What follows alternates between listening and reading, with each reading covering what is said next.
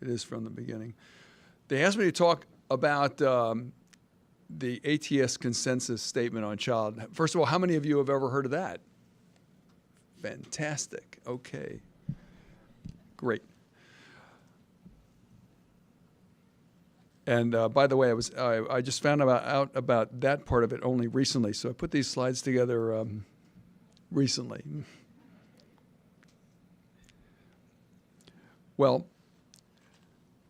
I'll ask one more question. How many of you have read the book How Physicians Think or How Doctors Think by Jerome Groopman? You know,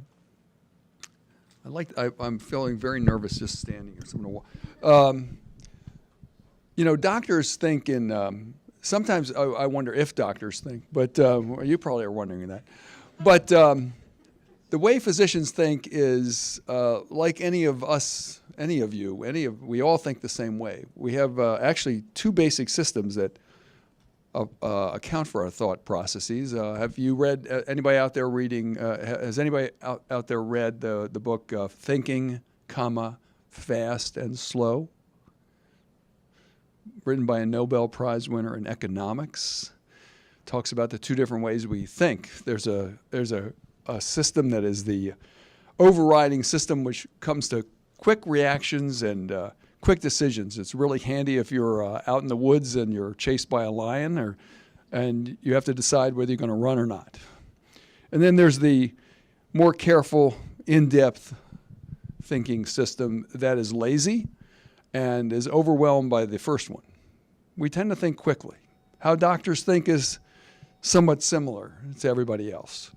We see familiar patterns and we say, it must be like the other 5 patterns I've seen, and that's what's right. And it turns out in medicine that's not always right. So I want to talk to you, this is going to be fairly free-flowing, I understand, but there are 3 diagnoses a physician will not make, okay? This is putting it simply. The diagnosis he's never heard of, okay? Can't diagnose something if you've never heard of it. That's pretty simple. The diagnosis that you've heard of but don't think of. In other words, the pattern that you see in front of you is so obviously something else, you don't think about the other possibilities. Or the diagnosis you've heard of, you think of, but you don't pursue it. Pretty simple. And I have to say that when I got into this business, I don't know if it's a business yet, but into the business of child, you know, which has been about 10 or so years ago, when I got what I call this magic phone call from Robin asking me on short notice to give a talk about bronchoalveolar lavage, or what you get when you wash the lungs in patients with ILD. And I said yes to that. Both of those things may have been a little bit misguided, her asking me and me saying yes, but it led me into this area. And prior to going into it, I knew about 0 about ILD. I mean, when I say 0, well, probably what I knew was dangerous or counterproductive. So I've learned a lot of this along the way. But what I have learned along with that is how little we know, how much we have to learn, and how much help we need in learning it. Not from my colleagues, but from you and from your kids. And I can't overstate how important that is. Alicia said near the end of her talk that you and your child are among the most important members of the team. And that's for a variety of reasons. One, you're members of a team, your healthcare team, but you're also there to teach. You don't know it, but you really are. That was an aside too. Well, for about the last 10 years or so, we've been working on this statement on child. And I had the I had the fortune, or misfortune, I guess, but the fortune of being assigned the chief editorship of it. This is a statement that has 13 primary authors. There are 4 of us who decided to do the final editing, which has taken about 3 years. It is, as you can see, it's long, 97 typed pages with 213 references in one part of it. And that's going to be in print. It's coming out in August. There's also, it's so big, we had an online supplement, which is also pretty big. And what does this do? It recognizes that there's a new classification scheme, pathologic scheme of classification for child entities. The diagnoses we know. It talks about all the advances we made and how we understand these entities. The new advances in molecular biology. The new advances in how we handle lung biopsies. All these things. And it tells us, it tries to outline a generalized approach to the pediatric patient with suspected child syndrome. And what I like to say is, I don't have a picture of it here. I don't think I put it in here in this set, or did I? No, I didn't. I don't think I did. Child is only a part of what we call diffuse lung disease. Kids who have diffuse lung disease, some of them have child, but a lot of them don't. And what we're trying to teach our physicians around the world now is that we want to rule out all those other things that aren't child syndrome diagnoses. And that's important. So what can a statement like this do? I mean, what's it good for? If you have something that outlines new diagnostic entities, how you approach them, what are the techniques that we can use? What's that good for?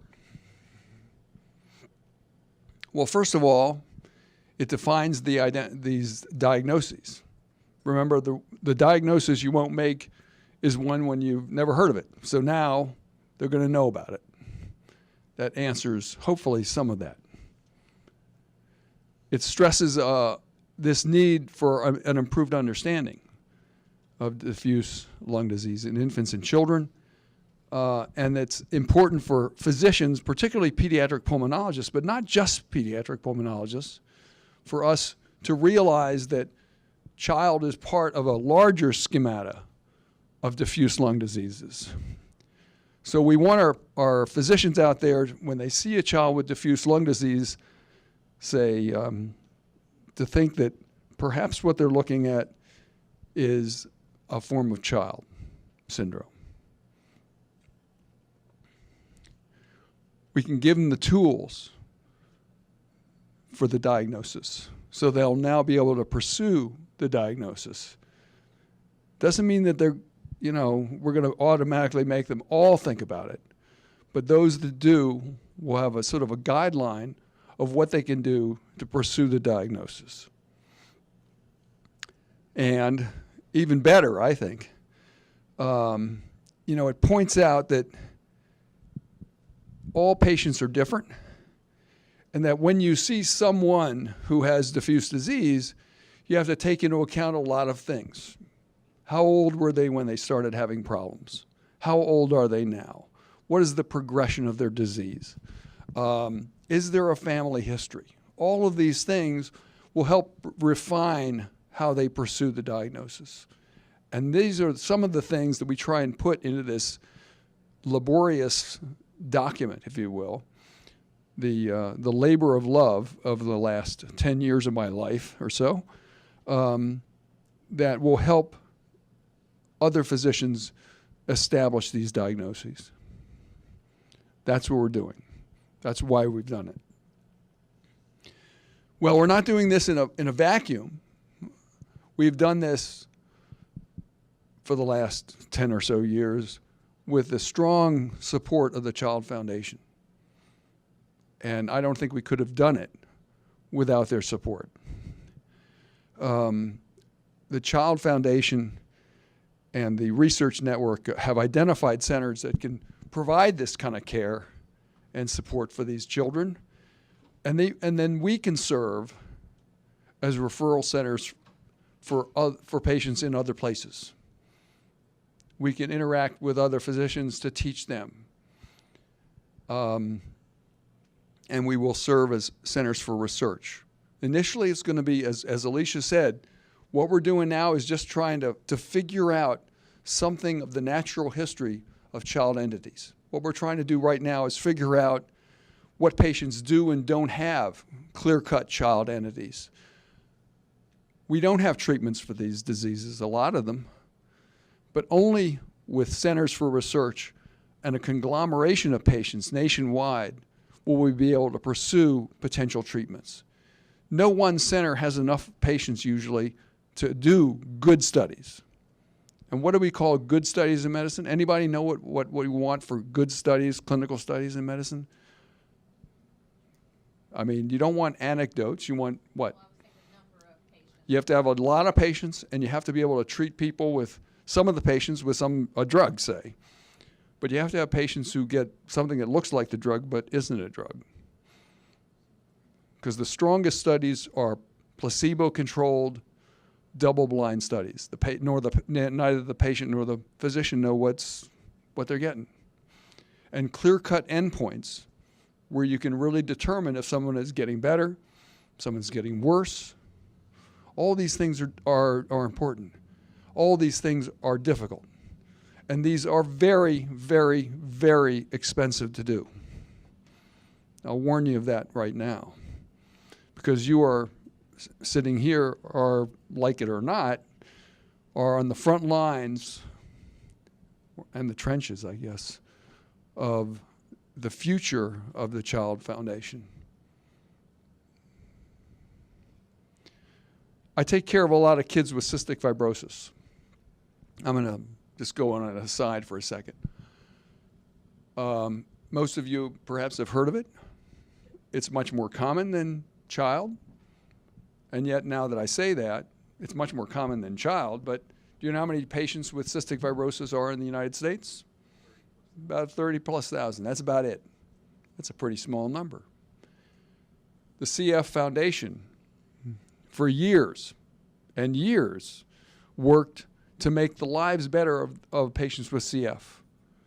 But for years and years, didn't have the wherewithal, the organization, or the directions for how to find a cure.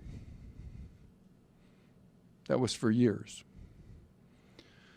And it's only recently, over the last 10 years or so, that centers around the country have joined together in what's called the Therapeutic Drug Development Network to help find the real answers for CF.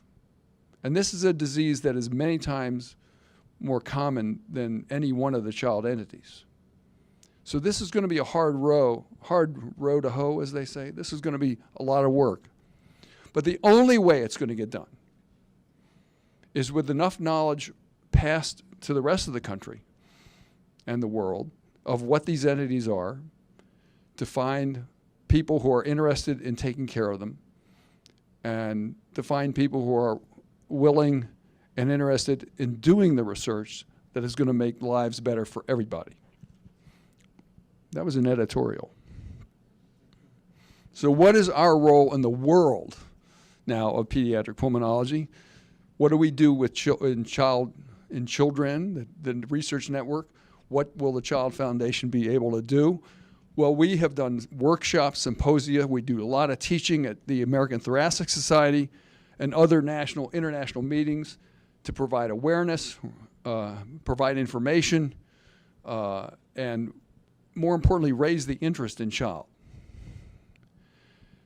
The story of CF, cystic fibrosis, is an interesting one because only clinicians took care of patients with cystic fibrosis.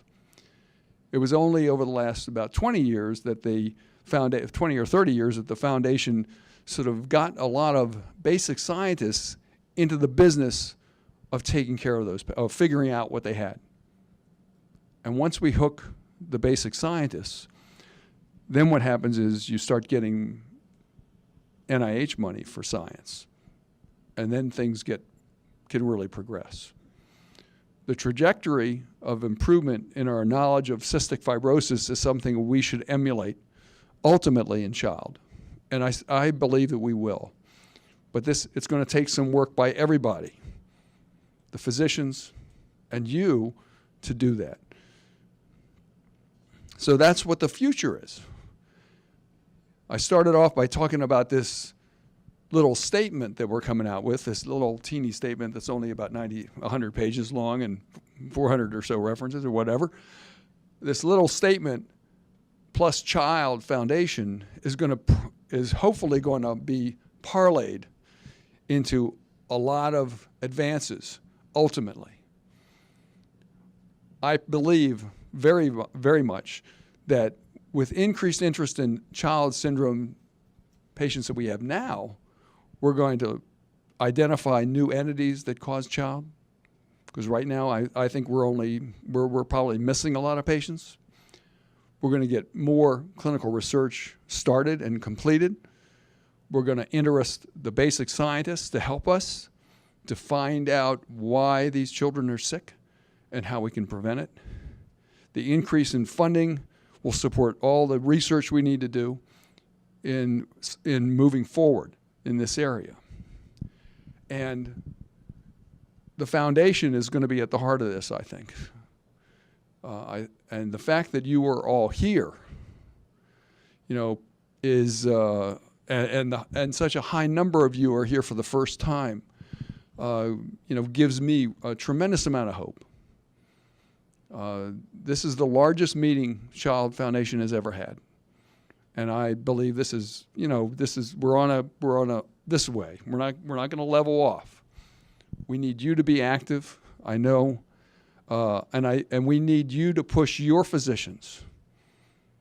And for those of you I'm your physician. You continue to push me to be better at this, to learn more about this, because there's a lot we need to know about these entities. And I think that's all I had to say, at least on the slides, but I'm willing to take any questions. Thanks. How many cases of child do you think are misdiagnosed as diffuse disease? How many cases of child are misdiagnosed? I don't know the answer to that, but I suspect, all too often we have seen cases or children. I know and many of my colleagues, we're referred patients who have been diagnosed with something only to be found out later on to have one of these child entities. And I think one of the things that we talk about in medicine, in clinical medicine, is clinical suspicion.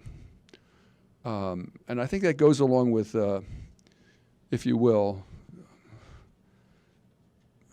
how do I put this? Being someone who's inquisitive and at the same time skeptical. I was raised not to trust anybody. The parents who have had me as their doc, with the first time they meet me, realize that very quickly. But I've been trained not to trust anybody and not to necessarily believe all I hear. But I think that the way we think, as I was talking about at the very start of this talk, is that physicians get this idea that the child has this, and they don't think about the other possibilities. And that's what we're trying to do with the statement. That's the perfect first question for this, is that the fact of the matter is kids are misdiagnosed. Medicine, as you all should know, medicine is a very imperfect field. For those of you who feel that the doctors are perfect, wake up. We're not. We're just people. We may have a little bit more knowledge in some areas, but we're certainly just people. And there's a lot we all have to learn. And I'm the first to admit that this is both some people would say this is terrible. I say this is great because we have a lot to learn, and therefore we will learn a lot. That's what keeps me in medicine, by the way. Any other questions? Yes. How many patients do you take care of that have child, and how many are related to maybe having child The question is, how many patients do I take care of who have a child syndrome diagnosis, and how many have it as related to? I'm sorry. Has aspiration as a primary cause? Well, I count child syndrome as ones that are that have aspiration as a complication of them rather than aspiration causing them. The number of kids I take care of with child syndrome diagnoses is actually not that high, probably less than 15, which doesn't sound like a lot, but each one is important, and they are very, there's a lot to do with them. Aspiration is an interesting, a really interesting point, if I can just talk to that. Many of our patients with child syndrome diagnoses have aspiration as a complication. The problem with aspiration as an entity is that it is difficult sometimes to diagnose exactly as a primary problem. There's no gold standard, if you will, for aspiration as a diagnosis, and it's all too easily found on certain testing. I mean, I can make a child aspirate if I tell them a bad joke. No, I could tell them, make you guys aspirate if I tell you one of my jokes. But seriously, it's difficult. And the link between the two is, I like to. I'm a person who likes to have a diagnostic entity made by, say, for example, a surfactant mutation, and having a gene or a genetic diagnosis in my hand, and saying, well, the child aspirates because of other things. So you ask a very difficult but also very important question, ma'am. That for me, that's an easy answer. The best first test. The best first test for me is a really good history, and I'm saying that seriously. When I said I don't believe or trust too many people, it's true. Two of my former fellows are in the back, and they'll hopefully agree with that, right? But I teach a course to the medical students about how to get a history in the pediatric setting. And I think that getting a history is a lost art, unfortunately, but it can tell you a lot about a patient if you're careful and if you're picky, or some people say thorough, but I just say picky. I think that we get the standard tests. That is chest x-rays and blood tests, things like that. But they should be guided, I think, by a good history and a physical exam. So to say there's a best test, I think if I'm looking for I'll answer it this way. If I think somebody has a surfactant mutation, I'll get a genetic analysis. I'll do a mutational analysis. If I think somebody has knee high, I'll get infant pulmonary function testing, and I'll get a CT scan. Doesn't mean I won't get infant PFTs and a CT scan for somebody with surfactant, who I think has a surfactant abnormality. But so, I mean, your question's a real good one. But I still stand by the fact that listening to the patient's parents and listening to the story, and then examining the patient and putting my stethoscope on and listening to the patient that way, because most of the kids I see are literally kids, is really important. I have a follow-up question. There's a follow-up question. A lot of kids are testing positive for an ABCA3 mutation. That's a single mutation. A single mutation. Yep. Maybe a polymorphism. Yep.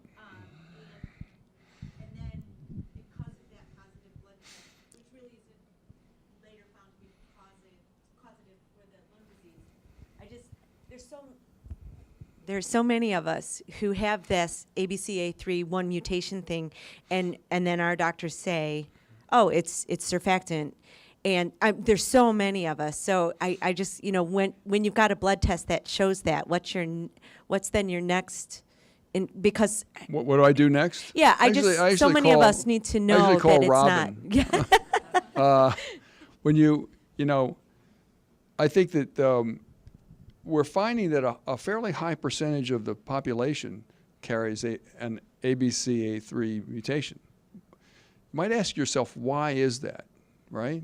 Do you ask yourself that? Mm-hmm. Good, so do I. Do I have an answer? Do you have an answer? I don't yet.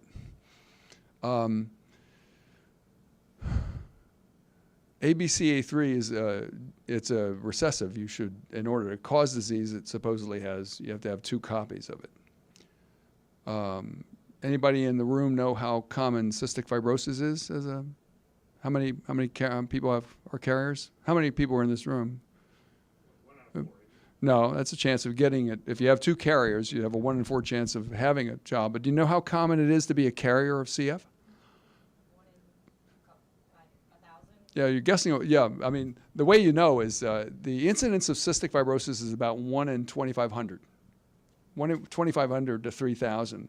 And if for all of you who know the Hardy-Weinberg law, right? How many of you know the Hardy? Never mind. But you can calculate the approximate incidence of the, if you will, or prevalence of the gene mutation of carriers. It turns out that about 1 in 25 people is a carrier. So in this room, it's quite likely that at least 2 of you, I bet, are carriers. Most, and you don't know it. So being a carrier of ABCA3 doesn't seem to carry with it any disease. But we in the child world are so worried about ABCA that we flip out about it. And it may be that there is something that it does to other genes. We don't know. We don't know. Now the next question is why is cystic fibrosis so common? As it being why are there carriers? What? And the question is, is there an advantage to carrying the CF gene? And that's another lecture. But you ask a good question. I think this area is so young, this field is so young. You know, ABCA3 was not diagnosed that long ago. So we don't know what it means to have 1 mutation. I don't know. I was just wondering if you guys are planning to do any in-services around the United States and Canada to provide information to other pulmonologists who may not have any idea what child is. I think a lot of us deal with, particularly in Canada, we don't have any specialists. And we visit our pulmonologists and there's just no background, there's no information. We basically bring the information to him. So is there plans to help spread the word? Because I mean, we know about it and you guys are providing information to us, but is there a way that you're going to seek out providing the information to all the specialists? Yeah, there is. Actually, one of the reasons we came up with this long statement is to do that. It'll be in the major journal for pulmonary disease, probably the major journal in the world. That said, you can publish all sorts of stuff if you want, but if nobody reads it, they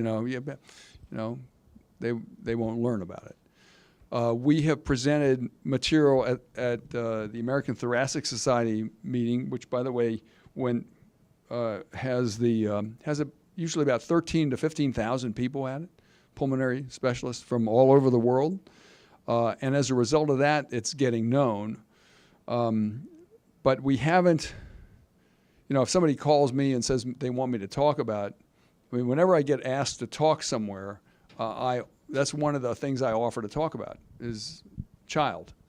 That's high on the list. They may want something else from me, but that's one of the things I like to talk about and want to talk about because of exactly your point. Not everybody knows about it. I mean, that's the whole purpose of this. But we're trying to push that barrier back. I mean, if you look at the total number of pediatric lung specialists, do you know how many pediatric lung specialists there are in the U.S.? The entire country? Between 700 and 900, depends on whether they're card carrying or whether they're real, whether they're but not very many. I'm not ready. So Alan Brody is not up there to talk about imaging yet, and we thought since you weren't on the schedule, maybe you could go. They're beaming it in. I can hear it. No, but they've turned it on. But there aren't very many. And if I go to the ATS and talk about child at all, or Robin goes, I mean, those are well-attended meetings, but not everybody gets to go to the meetings. But more importantly, hearing about it at the meeting, you listen at the meeting and you say, I'm going to remember this, but then they go back home and the first 40 or 80 or 90 or 100 kids they see have asthma, or maybe a couple of kids with cystic fibrosis, and then a bunch of kids who aspirate, and things just drop to the back of your mind. And it gets back to what I was talking about earlier with how we think. We think by what we are used to thinking of, and we force ourselves. We have to force myself. I have to force myself when I see somebody who has crackles in their lungs and they're breathing fast. Part of me goes the other way and says, "Oh, this kid has knee high," but that's not how I should do it. What we need, and what I'm going to talk about tomorrow, actually, in a CME thing, is for those who are here, is what I teach my fellows, and my former fellows in the back will tell you this is what I teach them, is when you are faced with this type of patient, there should be a stylized, if you will, or a protocolized way of approaching it. I mean, I look like a guy who probably doesn't do much by protocol, because I don't. But behind all that, I actually do. There has to be you have to have an organized approach to complex diseases like this, or complex presentations like this. And all too often, I've seen kids who come to me for who we ultimately diagnosed with knee high. I've seen it several times where they had bronchiolitis, and then they had bronchiolitis again, and then they come in and they still had bronchiolitis. And they get sent out with them saying, well, you got bronchiolitis, which is inflammation of the bronchi. That's what the itis means, okay? It doesn't tell you much. So we are trying as much as we can to get the word out. And I think the statement will help that, because it'll be big news. When we were at the ATS, Lisa Young gave a big talk, completely filled room, on the state of the year in review, and a lot of it was about child. So we're working on it. But it's a slow process, and it's difficult to get good at it, and I'm still working on it. I got a long ways to go, but I'm a young man. Not. You had a question? A little bit of a follow-up in terms of just educating pediatricians or whomever the ATS report is geared for. Mm-hmm. And I guess I haven't read it, so I don't know who it's geared for. So it's mainly geared for physicians. Pediatricians? I like to think of it as pediatric lung specialists, but it's in a journal that goes towards lung disease. So it's all specialists in that area. So now, because there are a lot of adults who see kids, because not everybody has a pediatric pulmonologist around. So the typical routine for a specialist to learn about this is going to be by picking it up and reading? Well, the way you learn about stuff like this is quite variable. The way you pick up a journal and you read about it, but often you need to. Somebody like me, I need to read about it a couple times or hear about it at meetings and hear about it over and over enough to really understand what it is. Is this report getting tied into the advances of technology, for example? The symptoms that were listed, do you guys embed that into a Google search for physicians? And do physicians say, I'm stumped, this is really rare, or these symptoms aren't lining up? Do physicians do a Google search on the symptoms to see what pops up? Because it's a great question.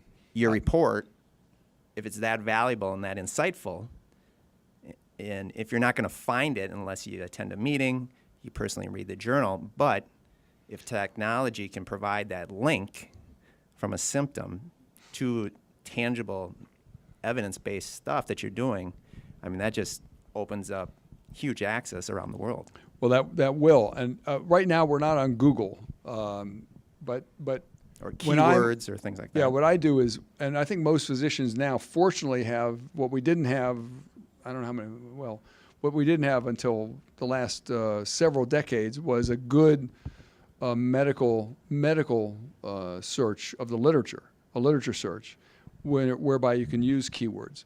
Most physicians will probably recognize the kids with child, not all of them, but many of them, as having some form of diffuse lung disease or interstitial lung disease. And the old guys like me will call it interstitial lung disease, and some people may call it diffuse lung disease. But you can put those words into a search in one of the search engines for the medical literature and come up with a whole, well, maybe thousands of articles. The key thing there is to whittle it down to pediatric age group. And the advantage that we have with our paper is it's going to be keyed to pediatrics. So people who search on that, for example, on something like Ovid, which is one of the big medical search sites, or PubMed, will probably come up with our paper as at least one of the hits that they get. Now, once again, all these things assume that people are going to read, and that's a hard thing. For example, we don't have a video. I don't have a YouTube video of me rapping about child, but maybe if I did that, no, I better not. But but we don't have something like that, at least not yet. One of the things the Child Foundation website has, and I have to credit them, is they do have some videos. So the particular one I looked at it again last night was Patricia Heaton's little thing that she did, and I thought that was really good. But getting people to see things like that, getting people to find things like that is hard. Fortunately, we will be in the literature that way, though. Other question is in regards to what you said. One is the most pivotal first question that you ask is that getting a good history. So does Child Foundation, or does anybody out there create a template so a family can have that history and be able to pass on that history in a PDF, email, so you as a family don't always have to regurgitate the exact details of your situation, for example? I don't think they do, but that's a good question. Right. And the history is only as good, I think, as the family, their recollection, and the person who's asking the history, I think, and I'm still learning how to do this, but being picky and getting more details about it. So you got a best practice template out there or No, available? I don't. You It's could up create- here. all right. I mean, All right, cool. and I'm still revising it. I mean, I'm only, because I'm still learning. I'm still young. Well, I'm not that young, but we're still young. But passing the history on is part of the. We put it in our charts, but it's never, well, depends on whose charts you read, but it's almost never as good as coming directly from the mouth of the parents. Time for one more. This is such a new disease. It sounds like it's only been diagnosed, the past decade or so? Well, it depends on which one you're talking about. But Well, child okay. syndrome was only coined about a decade ago. But some of the diseases date back a little bit further. But it's not, it's not the ancient history. Although we're pretty sure these existed. We probably just didn't recognize them. How many patients? You said right now it's about 7,000, 8,000 have been diagnosed. Has that been growing since you've got better diagnostic tools? And do you anticipate it to grow in the future since you now have a way of identifying or classifying this as child? I think in the future we will classify them more effectively. So I suspect we will identify more. I don't think it's going to follow exactly the way cystic fibrosis evolved, but I think that, and I don't know what they quote as numbers now. Greg, do you have is there anybody who has a number? We don't know the incidence or prevalence. Everybody know what the difference between incidence and prevalence is? Incidence is how many new cases per year, and prevalence is how many are around per unit of population. I don't think we know the exact incidence or prevalence of knee-high surfactant mutations, et cetera, yet. We know they're rare. But two things. One is we may find that there are other entities that we're missing totally that may be more subtle, and that may be a good thing. It may only just confuse us. There may be transient diseases that can appear this way and then get better. If you look at knee-high, it's much worse in small infants, and then it's something that gradually gets better. So are there other entities like this? In addition, I suspect we may find other genetic causes of, say, adult disease, adult interstitial disease, like telomerase mutations. The telomeres are the ends of the chromatin. And as we identify new genes in adults with ILD, we will probably find children who have those genes, and we'll have to find out if they do or do not have disease. And that's actually one of the things we discussed this morning. This may be opening a can of worms, but it's important to find these things out. But my suspicion is that we'll find more things, more genetic diseases. We may find more entities down the road. But I can't give you an exact number. I'm not that smart. But I also know that speaking of opening a can of worms, is what they say is once you open a can of worms, it always takes a bigger can to put them back in. Just think about that.